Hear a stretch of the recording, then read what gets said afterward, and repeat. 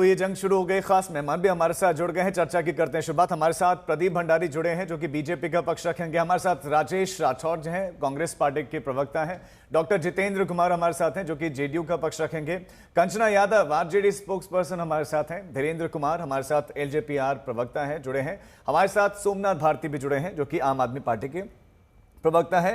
कंचना जी, शुरुआत आपसे ही करूंगा कि ये जो नई वोटर लिस्ट की समीक्षा है, इसमें प्रॉब्लम क्या है, दिक्कत क्या है? नहीं, इसमें प्रॉब्लम क्या है, दिक्कत क्या है? एक प्रॉब्लम होता तो बताया जाता है। इसमें प्रॉब्लम ही प्रॉब्लम है। एक तो आप इतने कम समय में जो चीज इम्पॉसिबल है, जो 2003 में 2 साल में हुआ था, उसको आप कह रहे हो कि आप 1 महीने में खत्म कर दोगे। पहले आप कहते हो कि 1 लाख पीएलओ को ट्रेनिंग दी जा रही है, अब सीधे आप कह रहे हो कि नहीं 4 लाख पीएलओ हैं। तो कहां से आप अचानक से इतना पीएलओ कहां से लेकर आए? आप उसकी ट्रेनिंग आप कैसे कर रहे हो? दूसरी बात यह है कि ये उस एरा में लेकर जा रहे हैं जिस समय हमारे देशवासियों को, जिनके पास इतनी जमीन है, जिसके पास इतना पैसा है, जो इतना एजुकेटेड है, वही सिर्फ वोट कर सकता है।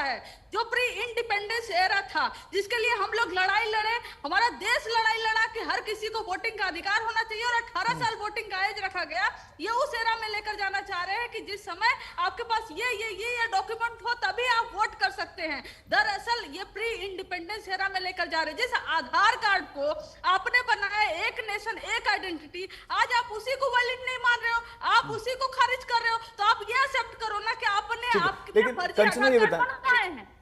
कंचना, आप ये भी बताएं कि सिर्फ ऑपोजिशन की पार्टी को ही दिक्कत क्यों हो रही है? बीजेपी भी है, जेडीयू भी है, एलजेपीआर भी है, वो तो इसको लेकर वो तो नहीं डरे हैं कि कुछ दिक्कत होगी, कुछ गड़बड़ होगी। ये डर तो उनको भी हो सकता था अगर कुछ गड़बड़ होती तो। समस्या यही है राजीव जी, सबसे पहले डर इन्हीं को होना चाहिए क्योंकि इनकी रिस्पॉन्सिबिलिटी है, ये सरकार में बैठे हुए हैं, लेकिन डर हम लोग रहे। कारण ये है कि आज इलेक्शन कमीशन पे जब सवाल उठ रहा है तो इनको उसके साथ आकर डिफेंड कर रही है। ये कौन होते हैं इलेक्शन कमीशन को डिफेंड करने वाले? इलेक्शन कमीशन एक इंडिपेंडेंट बॉडी है जो अपना जवाब, अपनी रिस्पॉन्सिबिलिटी जानती है, लेकिन इलेक्शन कमीशन के बजाय भारतीय जनता पार्टी अगर आकर जवाब दे, धीरेन्द्र कुमार जी आकर जवाब दे, अगर सत्तारूढ़ पार्टी आकर जवाब दे, तो समझ में आता है कि शायद इलेक्शन कमीशन इन्हीं के इशारे पर पूरी तरह से काम कर रहा है। क्योंकि इलेक्शन कमीशन तो चुप है, इलेक्शन कमीशन हमारे किसी भी सवालों का जवाब नहीं दे रहा। मैं पटना में बैठी हूँ, कल तेजस्वी जी जाकर इलेक्शन कमीशन से मिले और बोले कि आखिर में कहां से लेकर आएंगे लोग डॉक्यूमेंट? आप आधार कार्ड को इंक्लूड क्यों नहीं करते हैं? आप ही ने बनाया है, उसमें सारी आइडेंटिटी आपने रखी है, उसमें आपने हाथ से लेकर प्रदीप जी, जब आधार को पहचान के रूप में पूरे देश में प्रसारित किया तो ये सवाल तो बनता ही है कि आधार क्यों नहीं है यहाँ पे? राजीव जी, आधार जो है वो आइडेंटिटी की बात है, सिटीजनशिप की बात नहीं है। ये ऑलरेडी एस्टैब्लिश्ड है। पर आर मतलब रंगदारी, जे मतलब जंगल राज और डी मतलब दहशत या आरजेडी वाली पार्टी है, इसको सच्चाई पता नहीं है। पहली बात, आज ही मुख्य चुनाव आयोग का बयान आया है, पर ये सुनेंगे नहीं, पढ़ेंगे नहीं, नब्बी फेल है कि भाई पिछली बार भी 2002 के अंदर 31 दिन के अंदर ये पूरी की पूरी एसआईआर हुई थी। तब तो मुख्यमंत्री लालू प्रसाद यादव थे। तो क्या लालू प्रसाद यादव ने उस वक्त 2002 के अंदर जब ये एसआईआर की बात करी थी और उस वक्त जब चुनाव आयोग ने किया था तो कॉम्प्रोमाइज्ड है? तो क्या आज कंचना यादव कह रही है कि लालू प्रसाद यादव जो मुख्यमंत्री उस वक्त थे वो धांधली से मुख्यमंत्री बने थे? पहली बात। दूसरी बात, चुनाव आयोग ने ऑलरेडी कह दिया है कि 31 दिन पिछली बार लगे थे और इस बार भी लगे। तीसरी बात, गांव-गांव के अंदर लोग इसमें पार्टिसिपेट कर रहे हैं। 87% जो फॉर्म्स हैं वो ऑलरेडी दे जा चुके हैं। इनको पता नहीं है, इन्होंने खुद ने 47,504 बूथ लेवल एजेंट्स अपॉइंट कर दिए हैं। अब मुझे बताइए राजीव जी, अगर किसी भी व्यक्ति का गांव में मान लीजिए 100 लोग हैं, उसमें से 80 लोगों का नाम आ जाता है, 20 लोगों का नाम नहीं आता, तो क्या आरजेडी का बूथ लेवल एजेंट सो रहा होगा? भारतीय जनता पार्टी का बूथ लेवल एजेंट सो रहा होगा? जेडीयू का बूथ लेवल एजेंट सो रहा होगा? नहीं सो रहा होगा। उसका काम ही यही है कि अगर किसी का नाम जेन्युइन वोटर लिस्ट में नहीं है तो उसका नाम उसमें डलवाना, और अगर किसी का नाम हटा है तो जाके अपील भी कर सकता है, एक नहीं 2 बार अपील कर सकता है। पर बड़ी बात यह है कि ये चुनाव आयोग पे हमला इसलिए कर रहे हैं क्योंकि इनको पता है ये चुनाव हार रहे हैं। जमीन पे जब इनका इंटरनल सर्वे आया, इसमें पता चला तेजस्वी यादव को लालू प्रसाद यादव मुख्यमंत्री नहीं बना पाएंगे। तो ऐसी स्थिति में तेजस्वी यादव को कैसे पार्टी की कमान दी जाए? चुनाव वापस से हारने के बाद लगातार, जैसे राहुल गांधी 80 चुनाव हारे, तेजस्वी यादव चुनाव हारते जा रहे, तो चुनाव आयोग पे पहले से ठीकरा फोड़ दो। जब कल चुनाव हारोगे तो कह देना हमने तो पहले से ही कहा था कि हम चुनाव हारने वाले। तो ये डिफेंस मैकेनिज्म है। तेजस्वी यादव ने अपने बड़े भाई लालू प्रसाद यादव जी नहीं, राहुल गांधी से सीखा है कि कैसे अपने आत्मचिंतन नहीं करना, परंतु चुनाव आयोग के पास 5 सेकंड राजीव जी, कोसी प्रकरण के अंदर सब बाढ़ आती है, वहां पे भारतीय जनता पार्टी और जेडीयू ने मैक्सिमम सीट जीती है। तो अगर इनका आर्ग्यूमेंट आगे लेके जाए कि वहां पे दिक्कत होगी तो भाई हमको दिक्कत करनी चाहिए, पर हमको तो पता है ट्रांसपेरेंट प्रोसेस हमारे बीएलए देख लेंगे। ये क्यों इतनी दिक्कत कर रहे हैं? क्योंकि ये हार रहे चुनाव और चुनाव आयोग पे टीका। चूंकि चुनाव आयोग पर सवाल उठ रहे हैं, इस बीच में एक बड़ी खबर भी दे देते हैं कि बिहार वोटर लिस्ट मामले में सीईसी का बयान आ गया, जिसका भी जिक्र भी कर रहे थे प्रदीप। बड़ा अपडेट ये उनका बयान आया है वोटर लिस्ट को लेकर। उन्होंने कहा कि सही वोटर्स का नाम लिस्ट में होगा, जो योग्य होगा उसका नाम लिस्ट में होगा, ये तय है। ये सीईसी का कहना है। 2002 में वोटर लिस्ट की जांच 31 दिनों में हुए थे, 31 दिन, और इस बार भी 31 दिन में ही जांच हो रही है। जो चुनाव आयोग के आदेश होते हैं, अगर उनको पढ़ने के बाद अगर चर्चा की जाए तो कई सारे विषयों का समाधान उसी में निहित है। जैसे कि बिहार में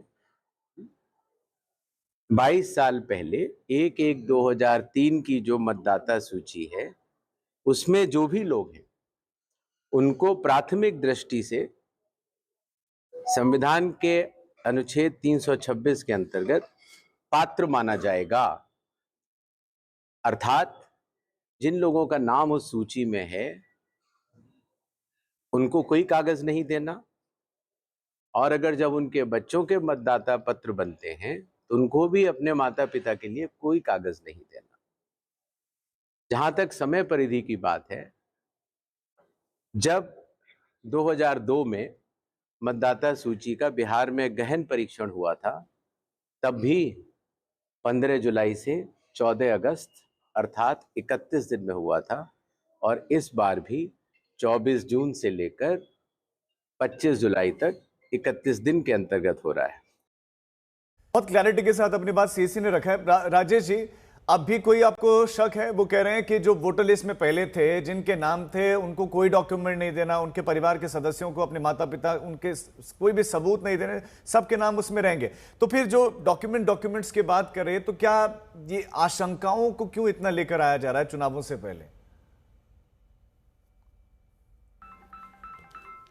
आपको नहीं लगता कि चुनाव आयोग अभी बयान देके हंसी के पात्र बन गए हैं? जब किसी प्रकार का कोई डॉक्यूमेंट देना ही नहीं है तब पुनर्निरीक्षण किस बात का? क्या आपने मन बनाया है कि नहीं इतने लोगों का नाम हम काट ही देंगे? बड़ी मुझे हंसी आती है चुनाव आयोग के अभी के बयान पे कि महाराज आपने एक तरफ डॉक्यूमेंट्स मांगा है, आपने ही मांगा है, और आप ही कह रहे हैं कोई डॉक्यूमेंट्स नहीं चाहिए। आपके किस बयान को मानूं? अगर डॉक्यूमेंट्स चाहिए तो जो 3 महत्वपूर्ण डॉक्यूमेंट्स हैं, मनरेगा कार्ड, जॉब कार्ड और आधार कार्ड, ये मान क्यों नहीं? जीने से लेकर मरने तक, बैंक से लेकर खाते तक सबको लिंक आप आधार से कर रहे हैं, वोटर लिस्ट से गायब कर रहे हैं। आखिर मनसा पे आपके मनसा ठीक नहीं है, ये हम मानते हैं। एक तरफ जहां राजीव गांधी जी जब प्रधानमंत्री थे तो 21 वर्ष से 18 वर्ष की आयु घटाकर किया कि भारत एक नौजवानों के हाथ में जाए, और यह सरकार नौजवानों को दूर करना चाहती है। हम सब जानते हैं कि बिहार पिछड़ा हुआ इलाका है। पिछड़े हुए इलाकों में डॉक्यूमेंट्स लेना बड़ा मुश्किल है, चाहे शैक्षणिक दृष्टिकोण से हो या राजेश जी, जरा ये भी बताएं कि अगर आपको लग रहा है कि नाम हटाए जाएंगे तो ये आपको क्यों लगता है कि क्यों हटाए जाएंगे? क्या नुकसान सत्ता पक्ष को होगा कि वो नाम हटाएंगे अपने फायदे के लिए? मैं वहीं जा रहा हूं। विगत दिनों जितने दिनों से राहुल गांधी जी पिछड़ों की अधिकार की बात किए, जातिगत जनगणना की बात किए, जिसकी भागीदारी उतनी हिस्सेदारी की बात किए, उसके बाद लोकसभा चुनाव में भाजपा की सीटें सवाल उठा रहे थे, उसके बाद भाजपा डर गई है, और भाजपा को पता है कि इस बार पिछड़ा, अति पिछड़ा। अरे आप क्या बात करोगे पिछड़ों की? बाबा साहेब भीमराव अम्बेडकर के फोटो को अपने कदमों में रखते हो और बात करोगे पिछड़ों की? दलित विरोधी लोग हो आप। दलितों के बाहर सर्वे करते हो कर्नाटक में और उनसे पूछते एक एक करके बोलेंगे। 20 सेकंड में राजेश जी खत्म कीजिए, फिर मैं आपसे रिएक्शन लूंगा। झुग्गी झोपड़ी के लोग, इंदिरा आवास में रहने वाले, दलित बस्ती के लोग, इन लोगों के पास पेपर का अभाव है। जिसके पास घर का पेपर नहीं है उसके पास कौन पेपर था। हम लोग वोटर आई कार्ड को ही मानते थे। आपकी बात आ गई जब अवैध हो जाएगा। प्रदीप, यही सवाल है कि भाई दलित हैं, गरीब हैं, जो कि झोपड़ियों में रहने वाले लोग हैं, अल्पसंख्यक हैं, उनके पास डॉक्यूमेंट्स की कमी होती है कई बार, तो उनके लिए क्या है? राजीव जी, पहले तो मैं ऑफेंस लेता हूं। कांग्रेस के प्रवक्ता ने बिहार को पिछड़ा बोला। बिहार के ये अपमान मैं नहीं सहूंगा। 14% ग्रोथ रेट है बिहार का। कांग्रेसी अगर सरकार के अंदर या नहीं आए तो उस राज्य को पिछड़ा नहीं कह सकते। पढ़ के आओ, आपके समय हुआ करता था पिछड़ा। बिहारी अस्मिता के खिलाफ इस तरीके से राठौर जी बोलना, ये आपको माफी मांगनी चाहिए, पहली बात। और इस पर आरजेडी की प्रवक्ता शांत है, इससे दर्शाते हैं कि इनकी मानसिकता जो है वो बिहार विरोधी। दूसरी बात, ये दलितों की क्या बात करेंगे? तेलंगाना के अंदर कैसा सर्वे कर रही है दलितों, कर्नाटका के अंदर दलित घर के बाहर ये चिपका देते हैं और पूछते तक नहीं है। बाबा साहेब भीमराव अंबेडकर को अपने कदमों में रखते हैं। दूसरी बात, तीसरी बात, 1951 से लेके 2014 तक कांग्रेस पार्टी की सरकार थी, तब इन्होंने स्पेशल इंटेंसिव डिवीजन किया, तो क्या वो धांधली थी? चौथी बात, गांव-गांव के अंदर जो बूथ लेवल एजेंट है, अगर किसी के पास डॉक्यूमेंट नहीं तो बूथ लेवल एजेंट मदद नहीं करेगा। क्या बात कर रही है? और ये पहले निर्णय कर ले राजीव जी, चुनाव आयोग तेलंगाना और कर्नाटका में जब कांग्रेस की सरकार बनती तब कैसे सही हो जाता है? मैं जानना चाहता हूं, ये जादू आज तक पे जो राहुल गांधी के पास है, जब कर्नाटका और तेलंगाना चुनाव जीतते तब चुनाव आयोग पे शांत रहते हैं, जब नीलमपुर का बाइपोल जीतते जब चुनाव आयोग पे शांत रहते हैं, पर चुनाव आ जाते तो एक एक करके बोलेंगे। राजेश जी आपकी बात आ गई थी, आपकी बात आ गई, पूरे बिहार में है। ठीक है। जितेंद्र जी, आपको चर्चा का हिस्सा बनाते हुए, जितेंद्र जी, बहुत सवाल उठाए जा रहे हैं चुनाव आयोग पर। सवाल वो ये भी कह रहे हैं कि चुनाव आयोग से सवाल है, जवाब बीजेपी दे रही है, ये सत्ता पक्ष दे रहा है, ये क्यों दे रहा है? लेकिन उनको ट्रांसपेरेंसी नहीं लग रही है, पारदर्शिता का अभाव उनको लग रहा है। इस शक को तो दूर किया जाना चाहिए विपक्ष का, क्या आपको नहीं लगता? इलेक्शन कमीशन एक स्वायत्त संस्था है, उसकी निष्ठा पर या उसकी स्वायत्तता पर, उसकी नीयत पर शक करना ये हमारे राजनीतिक निष्ठा के अनुकूल नहीं है। मैं आरजेडी और कांग्रेस के प्रवक्ता को सुन रहा था, वे बारंबार इलेक्शन कमीशन को टारगेट कर रहे थे। अभी इलेक्शन कमीशन सीईसी ने बताया कुछ देर पहले कि 2002 में 31 दिनों में ही पिछली बार एसआईआर किया गया था, जब बिहार में लालू राबड़ी की सरकार थी, आरजेडी की सरकार थी। तो हम जदयू वाले यही चाहते हैं कि सबको हो सुविधा, सबको मिले सम्मान, एसआईआर संबंधी समस्या का हो त्वरित समाधान। इसमें हमारी पार्टी इलेक्शन कमीशन के साथ खड़ी है, सरकार के साथ खड़ी है और हम पूरा सहयोग करेंगे। तेजस्वी यादव कह रहे हैं कि 60% लोगों को अपनी नागरिकता साबित करनी पड़ेगी। MNREGA card, job card, ration card, उसको क्यों नहीं रखा अपने डॉक्यूमेंट्स के रूप में? 1 लाख बीएलओ था, कंचन जी बोल रही थी कि हमारे पास 1 लाख बीएलओ था, अभी 4 लाख बीएलओ हो गया। तो संभवतः उनको जानकारी नहीं है कि बिहार में पिछले 20 साल से बहुत बड़े पैमाने पे टीचर का रिक्रूटमेंट हुआ है और अमूमन तौर पे शिक्षक ही बीएलओ होते हैं। अभी राजेश जी जो कांग्रेस के प्रवक्ता हैं कह रहे थे कि चुनाव में हार के डर से घबरा गई है भाजपा और एनडीए, तो हम बताना चाहते हैं कि एनडीए में करार है और विपक्ष में इंडी नीट गठबंधन में दरार है। हम लोग उपचुनाव में 4 सीट जीते हैं और लोकसभा चुनाव में बिहार की 40 सीटों में हम लोग 30 सीट जीते हैं, जिसमें जदयू का स्ट्राइक रेट 75% रहा है। 16 में हम लोग 12 सीट जीते हैं। और आधार कार्ड कोई नागरिकता का प्रमाण नहीं है, यह बात सुप्रीम कोर्ट ने कही है। और इलेक्शन कमीशन के स्वायत्तता पे उंगली उठाना इन लोगों की फितरत है। Politics is a game of compulsion, limitation and contradiction. विपक्ष वाले कब समझेंगे इस बात को? पिछली बार 2002 में एसआईआर हुआ, केजे राव यहां पे इलेक्शन कमिश्नर बन के आए और बिहार में फ्री एंड फेयर इलेक्शन करवाया और हम लोग 2005 में सत्ता में आए। इससे पहले लालू जी और कांग्रेस मिलकर बूथ लूट लेते थे और इलेक्टोरल रोल के नाम पे फर्जी लोगों को इन लोगों ने घुसा रखा था।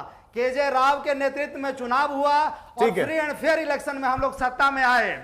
20 सेकंड में आपसे मैं रिएक्शन चाहूंगा, 20 सेकंड में अपना रिएक्शन दीजिएगा कि क्या आपको लगता है कि हमारे देश में डॉक्यूमेंट्स नहीं होंगे लोगों के पास जो इस देश का नागरिक है, उसके पास एक भी डॉक्यूमेंट नहीं होगा? चारों तरफ उनका यह प्रोपेगेंडा नहीं चलेगा इस चुनाव में। ठीक है, हाँ कंचना। बीजेपी और जदयू दोनों के प्रवक्ता ने 2 बार यहाँ पर बोला, सुन लीजिए ध्यान से, आपको मैंने सुना। नागरिकता नहीं है आधार कार्ड। जब नागरिकता आप पूछ रहे हो तो इसका मतलब सीए और एनआरसी ही कर रहे हो। तो मान क्यों नहीं लेते कि इलेक्शन कमीशन एक बस सामने मोहरा है, पीछे आपका सीए और एनआरसी चल रहा है। आप किसको निकालना चाहते हो? आप डॉक्यूमेंट की बात कर रहे हैं, मैं पूरी तरह से एग्री हूं।